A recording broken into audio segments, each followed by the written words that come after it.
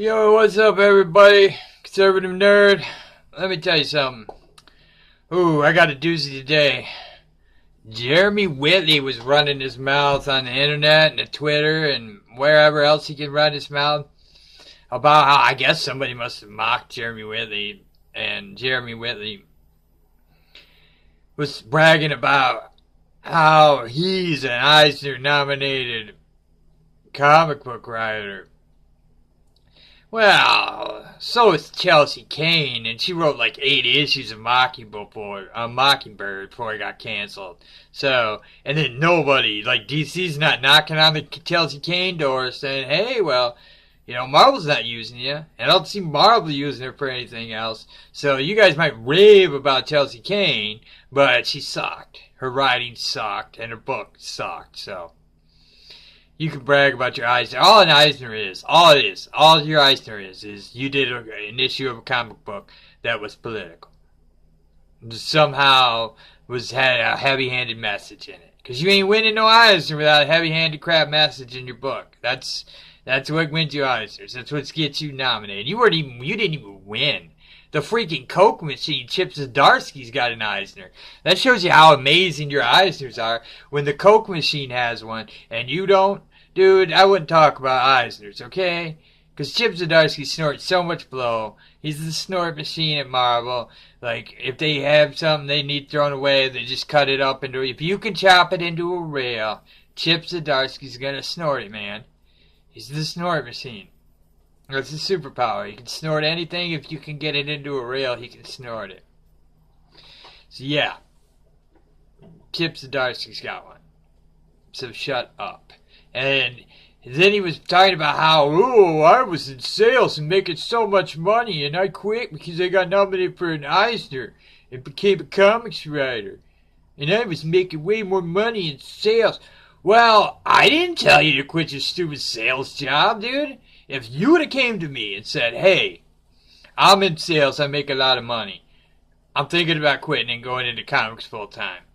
I didn't write. I would have said, what are you going to write, Jeremy Whitley? And Jeremy Whitley would say, I'm going to write to make 14-year-old girls super cool again. I would have said, that's super freaking creepy, dude. You're a grown-ass man writing about 14 or 15-year-old girls. Don't do that. That's creepy. Keep your sales job. Keep your sales job because you kind of sound like a pedophile. You kind of sound creepy. I mean, that's creepy to me. Why is a grown-ass man only writing about 14, 15-year-old girls? Like, what? Huh? Like, what are you, the master of 14, 15-year-old girls? That sounds kind of creepy. I don't know if you got a daughter. I doubt it. And if you should, if you don't, it's super freaking creepy that you write for 14-year-old, 15-year-old girls. Like, it's kind of creepy. You're kind of a creepy guy. You're really into 14, 15-year-old girls, and you're a grown man. That's weird. That's weird. You don't write men, so, and if you do write men, you write them super feminine, so that's weird. Like, the whole thing is weird. The whole Jeremy Whitley thing is weird. First off, you're a super beta male who writes 14, 15-year-old girls, but yet you're talking badass on the internet? Whoo, thank God for the internet. Now the super beta people can be badasses, dude. Like, that's insane. Like, you're not a badass. A badass does, a badass wouldn't be writing 14-year-old girls, first off, so, yeah, I don't know. You're not a badass, Jeremy Whitley. You're an embarrassment. You're a joke. And you could only get published in this day and age. Because any other day and age, they would have just been like, who's this guy? Who's the weirdo? But since Marvel's just chock full of weirdos, Disney's saying how they're not happy with them. The clean house. Just clean it. Clean it out, man. I mean, scrub that place from top to bottom. Man, there's only a few writers and artists you even need to keep. Like, most of that place can go. Go. There's tons of better artists and writers out there that, if you paid them, will work there. I know you don't want to pay anybody anything, but then you want to charge $3.99 for garbage comic books. It don't work that way, Marvel. You need to fire some people, and I would start with Jeremy Whitley acting like a jackass on Twitter. It's not good. It's not. It doesn't help your company any, okay? It's not going to help you. And if it's not going to help you, then why do it? Why let it go on if it's not going to help you? You see how that works?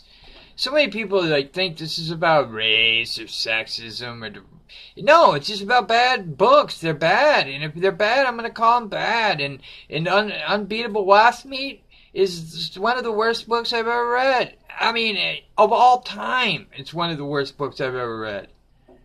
It's garbage.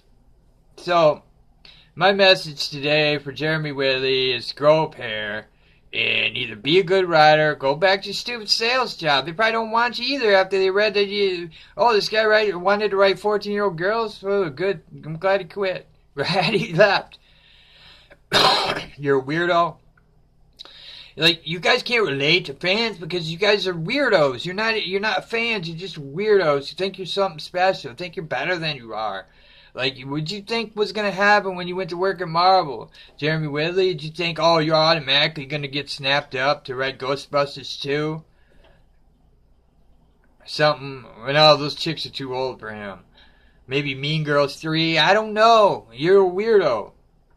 But hey, anyways, thanks for listening, guys. I really got nothing really important to say today. It was just Jeremy Whitley is a douche, and I just wanted to talk about the douchiness of Jeremy Whitley.